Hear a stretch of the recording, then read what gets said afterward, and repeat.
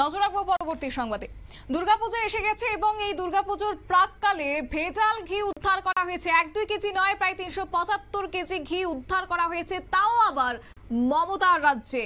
মমতার রাজ্যে ভেজাল ঘিয়ের রমরমা, বাজেয়াপ্ত হয়েছে নকল ঘি তৈরির সরঞ্জামও। অভিযুক্তকে ধরতে পারল না পুলিশ। বাংলার পুলিশের ব্যর্থতায় প্রশ্নের মুখে পুলিশের ভূমিকা। কি রয়েছে বিস্তারিত শুনবো, আমাদের সঙ্গে যুক্ত হয়ে গেছে সাংবাদিক অঞ্জন শুকুল। অঞ্জন বাবু, এই দুর্গাপুজোর আগে বিপুল পরিমাণ ঘি উদ্ধার করা হয়েছে, তাও আবার নকল সরঞ্জাম সহ, কি বলবে? দেখো, এই পশ্চিমবঙ্গের যে ভেজালের রাজত্ব চলছে, এটা কিন্তু আমরা প্রতিদিনই কিন্তু খবরে দিচ্ছি। আমাদের যারা খবর দেখছেন, নদিয়া জেলাতে প্রত্যেক দিনই প্রায় ভেজাল জিনিস পাওয়া যাচ্ছে, তখনও সর্ষের তেল, আর সেগুলো আমরা কিন্তু প্রত্যেক দিনই পরিবেশন করছি। আর এবার কিন্তু আবার সেই ফুলিয়া আমরা এর আগে খবর করেছিলাম যে ভেজাল গিয়ে রমরমা, ঠিক যেখানে খবরটা আমরা প্রকাশ করেছিলাম এর আগে, ঠিক তারই পাশে বড় রমরমিয়ে চলছে ঘিয়ের কারবার। প্রায় 14 থেকে 15টা ঘর, বড় বড় ঘর, সেইখানে কিন্তু এই ঘিগুলো তৈরি হচ্ছে। এই ঘিয়ে কি মিশাচ্ছে? ডালডা। কোন ডালডা? নিম্নমানের ডালডা, সয়াবিন তেল।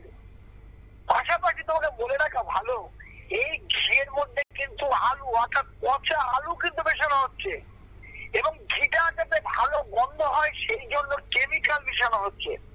আমরা যেটা জানতে পেরেছি যে নদিয়ার ফুলিয়া বেলেমাটা এলাকায় বিশেষ অভিযান চালায় ফুলিয়া ফাঁড়ির পুলিশ সূত্রে খবর যে এলাকার বাসিন্দা নিত্যপাল নামে এক ঘি ব্যবসায়ীর বাড়িতে প্রচন্ড ঘি তৈরি হচ্ছে, এবং সেই ঘি তৈরি হওয়ার পরে চলে যাচ্ছে কোথায়? শুধু কিন্তু পশ্চিমবঙ্গ নয়, পশ্চিমবঙ্গের বাইরে ত্রিপুরা, অন্ধ্রপ্রদেশ, গুজরাট, বিভিন্ন জায়গায় কিন্তু এটা চলে যাচ্ছে।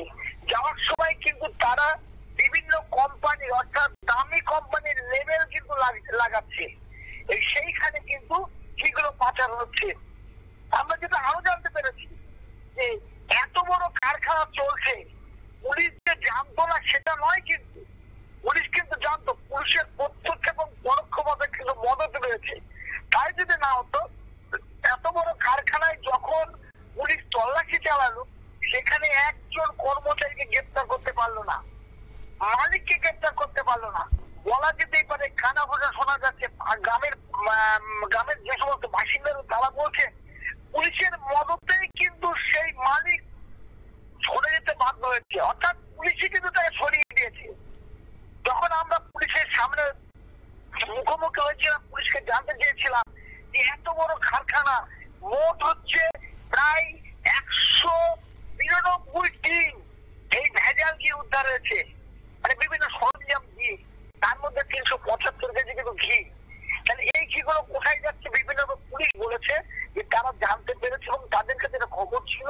তার মানে অঞ্জন বাবু, নিশ্চয়ই এই ব্যবসা দীর্ঘদিন ধরে চলছে, এবং যেহেতু প্রত্যক্ষ বা পরোক্ষভাবে পুলিশ এক প্রকার মদত দিয়ে যাচ্ছে, তাহলে এতে করে কি আগামী দিনে বলা যায় যে আইন শৃঙ্খলা রক্ষক আদতে পুলিশ, যেখানে পুলিশের ভূমিকা নিয়ে প্রশ্ন? এবং দ্বিতীয়ত, এই ঘি খেয়ে যদি আগামী দিনে কারোর কোনো ক্ষতি হয়, কারোর যদি কোনো প্রাণহানি হয়, সেই দায়টা কি প্রশাসন এড়িয়ে যাবে? অবশ্যই। দেখো, পুলিশের এইখানেই তো আমরা বারবার পুলিশকে জানতে চেয়েছিলাম যে এইরকম যে ভেজাল কারবার চলছে আপনার নদিয়া জেলাতে, প্রতিদিনই এরকম কারবার হচ্ছে। কিন্তু দুঃখের বিষয় কি জানো তো, এই কালোবাজারি গুলোকে ধরে নিয়ে আসছে, যারা ভেজালের কারবারের সাথে যুক্ত আছে তাদেরকে করছে, গ্রেপ্তার করছে, কিন্তু কিছুদিন পরে কিন্তু ছেড়ে দিচ্ছে, দশ সামান্য একটা কেস দিচ্ছে। কেন সেটা হবে? আর এর আগেও কিন্তু একটা ঘটেছে, নদিয়া ধানতলায় যে ঘটনা ঘটেছিল এর আগে, ভেজাল ঘি খেয়ে কিন্তু 15 জন অসুস্থ হয়েছিলেন এবং 3 জন মারা গিয়েছিলেন। এরপরেও কিন্তু পুলিশ প্রশাসন কোন রকম তাদের কোনো